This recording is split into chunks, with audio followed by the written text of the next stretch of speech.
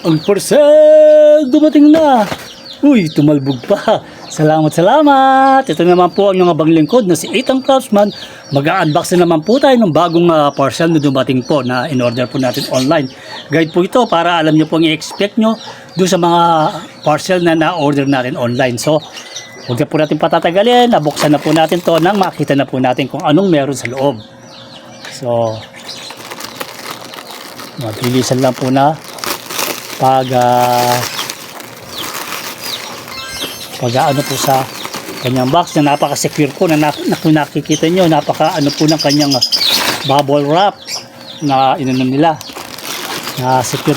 So dito natin pa lulusot. So solar panel nakalagay, isang solar panel at saka isang ilaw, ceiling lamp 200 watts. Maliit lang pala siya. So titignan po natin yung kanya ano nila. Ito po yung kanyang remote. Ito ang kanyang remote. At the same time, ito po kanyang solar panel. Tingnan nga natin sa loob kung may battery pa siya. So, wala. So, kailangan po siya ng 2 na AAA. Tatlong AAA po. At the same time, ayun, may kasama po. May kasama po siyang battery. Then, ito po yung ilaw na ganun lang po pala sa kaliit. So okay lang po siguro to sa sala natin or sa kwarto. Okay, so lalagyan po natin ng battery itong ano para makita po natin kung ano yung kanyang remote kung magagana po. Kasama na pong baterya siya.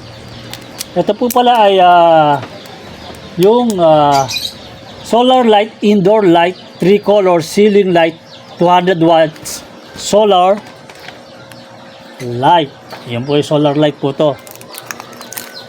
Solar ceiling lamp. So lalagay po natin yung remote dito.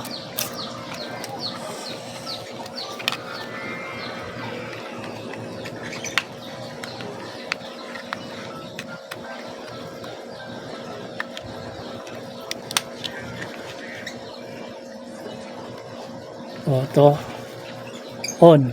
Yun. Nakita niyo po yung ano niya. Meron po siyang setup time. May nakalagay po na off po natin ilaw yan. Meron po siyang setup time na 8 hours, 5 hours, 3 hours, and yun, 3 hours, 5 hours, and 8 hours. Yun po yung setup time niya. Ito namang auto. Kaya pagka naka-auto siguro yan, yun yung talagang automatic na sumisindi na siya. Turn off. Wala. Yun. Off. Yan, off. On. Tapos itong isa, yun yung mga ano, yung pagka dinidemo siya, yun pagka nilalakasan mo na may ilaw niya. Maliwanag na po siya kung tutuusin kung titignan natin. So off muna natin. So titignan ngayon natin ito yung kanyang mga tools na gagamitin po natin na pagka ito-tox po natin sa pader or either sa ceiling. So yung kanyang solar panel na titignan po natin na napakaliit lang po. Yan. Na meron po siyang 3 meters yata ang nakalagay, 3 meters or 5 meters yan ang kanyang solar panel na napakaliit lang. So kanyang tornilyo na nandito sigurado na kailangan pa natin assemble siya. So wala po siyang wala tayong nakikitang manual sa kanya. So ito meron siyang manual. Ito po yung manual niya, napakaliit lang po pala niya. Nakakala ko ay ganun siya kalaki. Ito po yung kanyang manual. Pero sad to say, ayun, meron siyang English version. Ayan, ang kanyang manual. Solar lamp series. Ito yung mga solar lamp series niya. Kaya sa mga makaka-order po nito, alam nyo na po kung yung i-expect nyo. Ito na po yung kanyang pinaka-control ng kanyang full light pala yun o kaya semi-bright mode pala yung isa. Meron siyang 3 hours, 5 hours, and 8 hours. So ito po yung installation niya. So tutorial installation niya. So i-try natin yung i-plug in ang kanyang solar if mag-aano po yung magcha-charge po siya. So, ano pong lilitaw?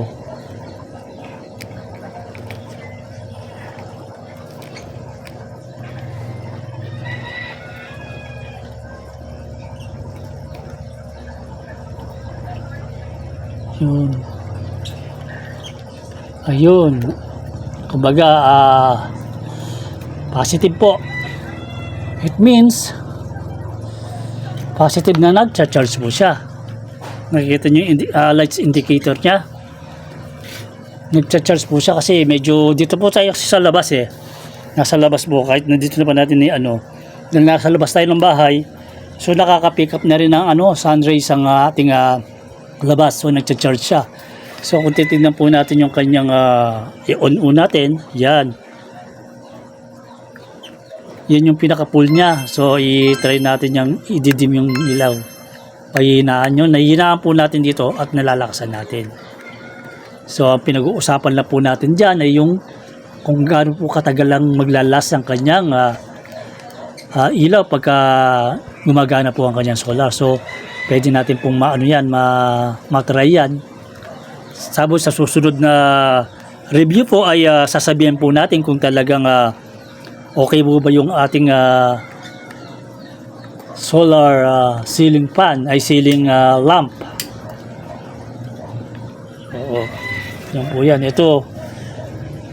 Nakikita nyo na po nagcha-charge. So ito kailangan ma-tornilyo itong mga base na to.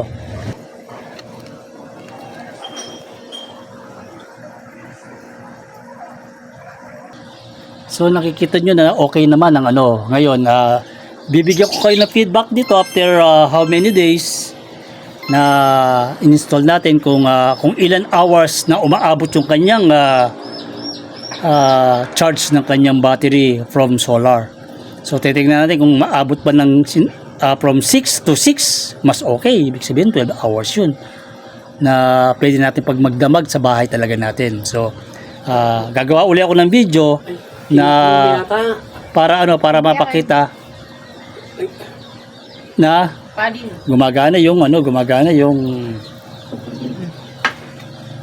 solar ceiling lamp na natin na mag-aano ko ng feedback on my next video kung umabot ba ng 8 hours or 12 hours, ganun yung ini-expect natin kasi mas maganda kung 6 to 6, di ba? Ang kanyang from 6 PM to 6 AM, pwede natin siyang gawin na talagang gamitin sa bahay na pang ilaw talaga sa bahay. Yun ang mga time na madilim ang paligid natin. So kung bago lang kayo sa ating mga video, wag po kayo makalimot mag-react, comment, follow, and share. Lagi pong tandaan ang paalala ng inyong abang lingkod na si Ethan Craftsman. Keep safe and God bless.